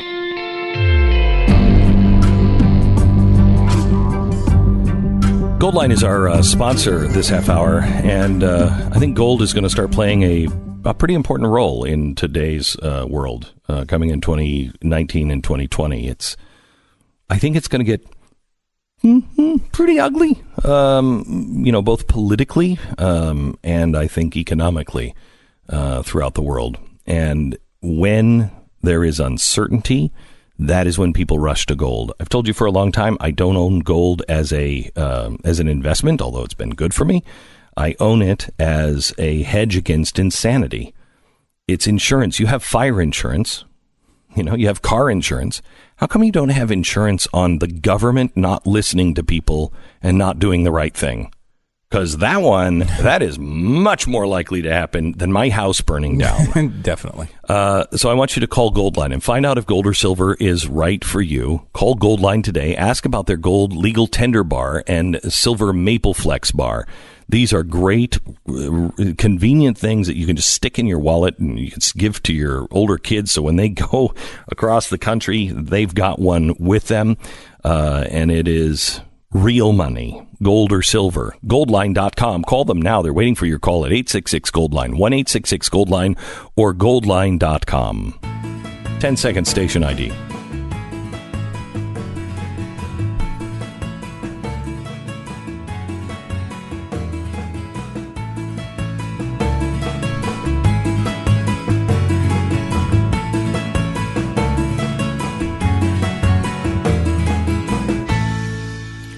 So I have gone through that kind of depression where I made mistakes or something's happened to me or whatever, and it's been bad. That's normal, and that turns around on its own. There is something else, and sometimes it can be caused by that kind of depression, and it just spirals out of control. And it is a chemical depression. The chemicals in your brain they're just not working right, and so you go deeper and deeper into a depression, and nothing seems real or right, and suicide begins to seem to be a very logical explanation. Somebody who goes in and kills their family and then kills themselves, that is a sign not of regular depression. That is a sign of chemical imbalance. And the thing that people, they don't know the difference, and there is a huge difference, especially to the person that is experiencing it. But people will say, you just got to get over it. Oh, wow, I never thought of that. Thanks. I should just get over it. Just think of happy things. Oh, okay. All right. Boy, why didn't I think of that? Oh, maybe I could go to a fair. Maybe I could just go to watch a comedy. It doesn't work. And the people who are experiencing this, that is the worst thing you could say to them, because it shows you really don't understand, and you think they're a moron, that's a new idea. Clinical depression makes the insane sane, and it pits you against yourself. We all have two voices in our head. One is the reasonable one, and one is the one that says insane things from time to time. If you are going through clinical depression, all of a sudden that sane voice is so defeated and so beaten back that the insane voice starts to make sense. It starts to tell you things that you go, well, that makes sense. And you are such a drag, and you're such a drag, that you are starting to hear this voice that tells you, everybody would be better off without you. It's not true.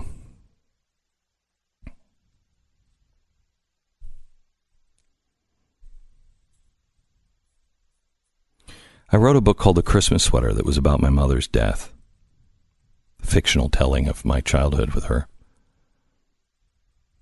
Simon & Schuster made me change the ending, so it was a happy ending. They didn't understand that the epilogue, the truth, is a much happier ending than the fake ending that I had to write where Mom lived. It just takes longer to get there. But I think around 18, I was convinced that I was going to repeat her life. You just get into this place to where you're going to repeat it. That's the stock I come from. That's my genetic background. And then when real clinical depression hits, you are all consumed by, I just want this to stop. Please just make this stop. And you will try anything, drugs, alcohol, theft, sex, anything to make it stop. And when you've run through all of those things, then you realize, I'm just damned. There's nothing. That's a lie. That is a huge lie. I want to speak to you if you are somebody who is going through this or can recognize anything that I am saying. I have been right where you are. I have lived it. I have family members who have lived it. And I'm the one who chose differently. My family would not have been better off without me. I wouldn't even know my children. I wouldn't have my children.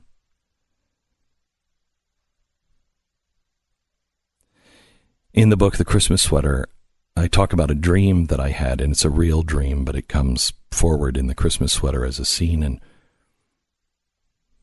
the one line is, I'm shown what life can be like on the other side of the storm. And I remember in my actual dream, I said, it's so warm here. And my guide said, that's what's on the other side of the storm. And all I said again was, it's so warm here. You may feel left out in the cold right now, but you are not alone. Please reach out for help. Please reach out for help. There are millions of people like you and like me that understand what's going on. You're not alone. Things will get better.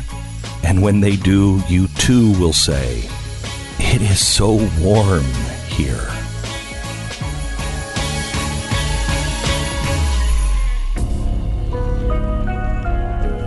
You're listening to Glenn Beck. All right, let me tell you about Liberty Safe. Imagine you own a business, and the biggest complaint is, man, I wish I had another one. It's kind of like McDonald's. You know, you have their fries, and you're like, man, I should have had the bigger set of fries. Feel that way often. I feel that way all the time. I'm feeling that way now, and I've had French fries from them like 2 weeks ago, so still wishing that I had the bigger one. Liberty Safe has that problem. The number one complaint with Liberty Safe is, I wish I had a bigger one. And it's because you won't believe how much stuff, once you get a safe, you're like, I should have that in there because I don't want that burned down in a fire. I don't want somebody getting that, or I don't want anybody touching my guns. This makes a great Christmas gift, and right now, 12-month interest-free financing on approved credit. Go to LibertySafe.com today. LibertySafe.com. Best built safes on the planet. And the best conservative talent in America on BlazeTV.com. Go to BlazeTV.com/Beck. Use Beck Christmas. Get $20 off. Go there now.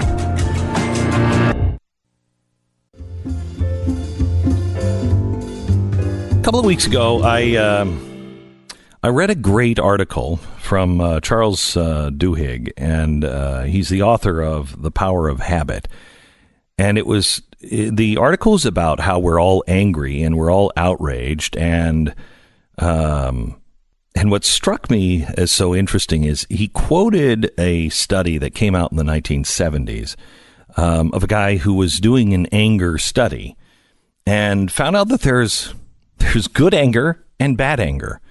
And when anger gets out of control, it just burns everything down. And we are now into that, what I would call addicted to anger, addicted to hate, addicted to outrage. We're in that phase. And how do we pull that back and still recognize that there are things that people should be angry about? That we're not angry for invalid reasons per se. We just don't have a control of our anger anymore, and we're not doing anything positive about it. And so I wanted to get Charles on with us. Welcome to the program, Charles Duhigg. How are you, sir? I'm good. Thanks for having me on. Sure. So, first of all, tell everybody about the study that happened in the 1970s and what he found. It's really interesting. So a researcher at the University of Massachusetts Amherst sent a survey to everyone living in a small town in Massachusetts. And he asked this basic question. Think of the last time you were angry and tell me what happened. And it was 14 pages long. It was a long survey. And he found that dozens, hundreds of people actually responded to this thing. And what they did is they described when the last time they had become furious and what had infuriated them. And what he expected, the academic, was that they would say, look, I'm really sorry I got angry because it made everything worse. It just exacerbated all these tensions. I should have kept my temper in check. But what he found is exactly the opposite. People said that when they got angry, when they shouted at the person who was driving them crazy, things actually got better. That not only did it feel good to be able to communicate what was bothering them, but that the other person listened really closely. That all of a sudden they started taking their concerns seriously, and they would sit down and try and find some resolution together. And this is actually what we know about anger, that for the most part, when anger is expressed interpersonally from one person to another, it actually helps tamp down tensions rather than exacerbate them, because it's this very dense form of communication. It forces us to listen to each other and to try and come to some type of resolution, a catharsis of what's bothering someone in the first place. So then how has this cycle turned into this, where it is only increasing anger? We're not listening to each other. You can see people screaming at each other, and they are not listening.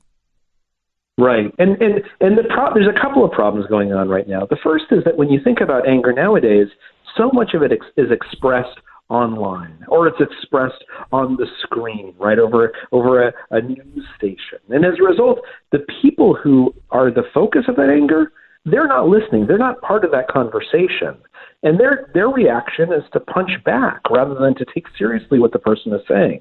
That's part of the problem. Another part of the problem is that in the last 20 years, there's been this huge group of professionals, the outrage merchants, who exist now to fan the flames of this anger. This is companies, it's cable news, it's Twitter and the Facebook, it's political campaigns. One political professional told me that the way you win campaigns now is through fear and anger, because that's the surest thing to get people into the voting booth. But the third thing that's happened is that anger only works when you think it's going to actually change things. When people stop believing that the system is functioning well, that it's working for them, then that anger actually becomes this desire for revenge. You're not interested in having the other side hear what you have to say. You're interested in beating them, being victorious over them, vanquishing them. And when that happens, anger is no longer a productive, healthy force in our lives. It becomes something that despoils, that corrupts and corrodes. I think that's where we are. Would you agree? Absolutely. Yeah, absolutely. And a lot of people, when they talk about this, they look at politics right now, right? They look at, whether you're a supporter or not at the White House, and they say the president fans the flames of anger. But it's a mistake to say that we're angry right now just because of who's occupying the Oval Office. This is something that has been building for the last 15 years. Yeah. And Trump is someone who uses that anger effectively. It's going to persist even once he's gone. So this is, I love this article, Charles, because I thought you just nailed it. Thank you. But it is, I say to people all the time, because there was a time when people just hated my guts. And I'm like, listen, I've got some perspective here. Imagine a world where Glenn Beck is hit by a bus or a falling safe right now. Does the world change? No. Donald Trump, Barack Obama, they're killed by a bus. And does the world change? No. It's us. It's us. They are a reflection of us. And when he leaves office, somebody else is going to be doing it. And how do we break this cycle? Well, I think a big part of it is two things. First of all, to recognize the reason why people are so angry right now is that they feel like the systems that surround them have stopped working. The psychologists and sociologists refer to this as procedural justice, right? We don't feel the need to take justice into our own hands when we feel like our courts are working well, our economy is working well, our elections are working well.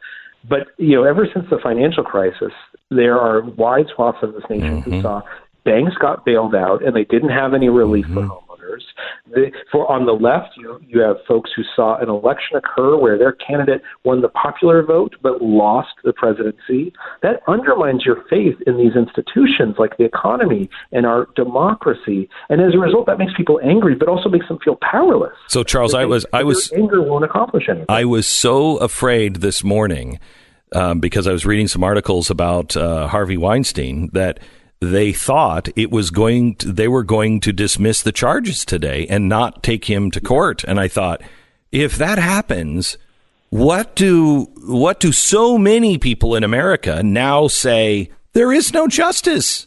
There is no justice. That's exactly right. Right. And the fact that after the financial crisis, that no one from Wall Street really went to jail, right? It feels completely infuriating, and it makes you feel powerless. And what do you do when you're angry and powerless? You pick up a pitchfork. You start cheering for the guy who seems to say to you, the system's rigged. We just need to burn it all down, that we need to drain the swamp. It's not surprising what's going on in Washington, D.C. right now, because the preconditions are all there. But you asked how we make it better. And the first thing we do is we reinvigorate those institutions. We make sure that the courts hold people like Harvey Weinstein and Wall Street accountable. We make sure that democracy isn't being undermined by foreign actors or by a system that seems to turn up its nose at the popular vote. But equally, we also have to look within. Right, there's a really interesting experiment that was done in Israel where they were able to take some of the angriest people and make them more tolerant by essentially holding up a mirror to them and showing them what you're saying is so extremist, it's so distasteful, you ought to be embarrassed by it. That is right now Facebook and Twitter for many of us. It's that mirror. Look at the people you follow, and if they say crazy things, stop following them. We have to take responsibility for managing our own anger, and we have to set an example for our kids and our siblings and our spouses. We have to become the less angry change we hope to see in this nation. I applaud you for this article and the way you handled it, because nowhere in the article did I see you take on one side without, in the very next paragraph, taking on the other side. And I thought that was really good and healthy. Because that's not what we're getting on either side. We're not getting people saying, here it is over on the right, here it is over on the left. Now knock it off. Here's what's happening. Right. And it's interesting, some of the commentary on Twitter about this article is people saying, why do you keep on letting the Republicans off the hook? Or why do you keep on letting the Democrats off the hook? But the truth of the matter is, this politics of anger, it was perfected by both the left and the right. Yes. President Obama's motto, "Change we can believe in," was a really subtle way of capturing anger. It's saying change, yes, not like all those other people who lied to you. And obviously, President Trump uses anger very, very effectively. It's a tool, it's sometimes a weapon. And it is on the left and right. This is not a problem that gets solved by blaming one side. It's a problem that gets solved by people coming together and saying, and I've used this phrase, radical centricism, right? I'm a firebrand of a moderate. It's the people who come together and say, look, we understand that compromise is part of the American system. We just want to find people who are willing to speak to each other civilly, because we know that's where the best compromises come from. Radicalism and fanaticism, it has never done this nation well. Whether it comes from the left or the right, it never ends up being in a good place. I was struck by your part on Cesar Chavez on trying to put the anger back into the bottle, because it was very reminiscent of Gandhi. People think that Gandhi went on to a hunger strike, to stop the injustice. No, he was trying to put anger back into the bottle of his own supporters. That's a rare person. Exactly right. Do you see? Right, it is. Do you see? I see the need. Do you see the leaders that are willing to self-destruct to help put the anger back in the bottle? I do. I think that there are leaders like that right now. I think that they're out of favor, frankly. So I think that they are making some self-sacrifices, and we tend not to appreciate them for those self-sacrifices, right? Just look at the number of people who've retired from the Republican Party. have retired from political office. I think a lot of those people are folks who said, look, either I want to take a stand, like Jeff Flake, right, who whether you disagree or agree with him, he clearly was saying, I want to speak out when I don't have to. Or there's other folks like Paul Ryan, who I think have said, look, I'm just not willing to participate in this, what I need to become in order to succeed. But the truth of the matter is that when you're dealing with an angry group, they tend to not appreciate the sacrifice you're making. That's why it's called a sacrifice, right? Even Cesar Chavez or Gandhi, at the time, they came under intense criticism for the actions they took to try and tamp down on the anger of their followers. It's only in retrospect, oftentimes, that we see it as a selfless act. And I guess, to your point, I think one of the things we could do right now, and look, there's plenty of people listening who disagree deeply with Paul Ryan or with Jeff Flake or with others on the left who have stepped down from office rather than in order to sort of sacrifice their career for something bigger than themselves. I think whether you agree or disagree with them, we ought to have a space in our vocabulary to say, I respect that these are public servants. I respect that these are people who've spent their lives trying to help others. And even though I disagree with them, I respect that they are at least stepping down or or sacrificing for something that they think will make the world a better place. And though I disagree with them, I am going to respect that act. We are so jaded and so not trusting of people's motives that it's hard to get there. Charles, thank you so much. Thanks for having me. Hope to talk to you again. Thank you so much. Charles Duhigg, author of The Power of Habit. And the article is really worth your time. He does, I think he's probably on the left because I always think everybody is on the left. But he's probably on the left. But when you read his article, he takes both sides on really hard. And you may not agree with, his political philosophy, although I didn't see it there. You should listen to the research that he's pointing out and the history, the marks of history that prove this to be true. All right, our sponsor this half hour is Chamonix. If you're looking to make a change for your appearance, if you don't like the idea that you're looking in the mirror and you're seeing the sagging jawline, I know none of us have ever, in America, we're in such peak physical condition, always look great. Do you see the new thing about Americans? That we are not getting taller, we're just getting wider.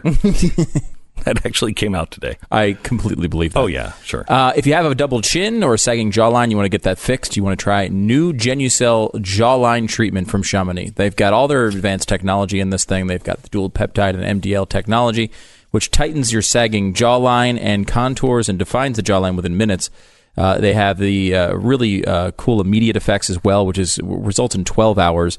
That is free, as well as the Genucell jawline treatment. That's free as well when you order Genucell for under-eye bags and puffiness. You get all three of these together. You just have to go to Genucell.com, GENUCEL.com, or call 800-577-8709. It's holidays, great time to do this if you want to get a gift or something for yourself. End the year on a high note with beautiful skin, no bags, and a tighter, higher jawline. Call now, 800-577-8709 or Genucell.com. That's Genucell.com. Let me give you a couple of headlines here. Financial Times has named George Soros the Person of the Year and the standard bearer of liberal democracy. Another headline, George Soros gave $500,000 to activists who accosted Pam Bondi at a movie theater. That sounds like the standard bearer of liberal democracy, doesn't it? They fit together, though, with the way the media is, right? Cuba is now blaming Donald Trump for the lack of bread, eggs, meat, and rice in the country. The lack of... Yesterday, in the annual press conference with Vladimir Putin, he does it once a year, whether they like it or not. He expressed fears of nuclear war and warned of global catastrophe. Trump yesterday just single-handedly said, "Yeah, bump stocks, they're out." And in a must-read story, China has made an artificial star. Yeah, like the sun. An artificial star 6 times as hot as the sun. It only ran for 10 seconds, but it did get to 180 million degrees in 10 seconds. Then they decided, we shut this off. That sounds like fun. We should look into that.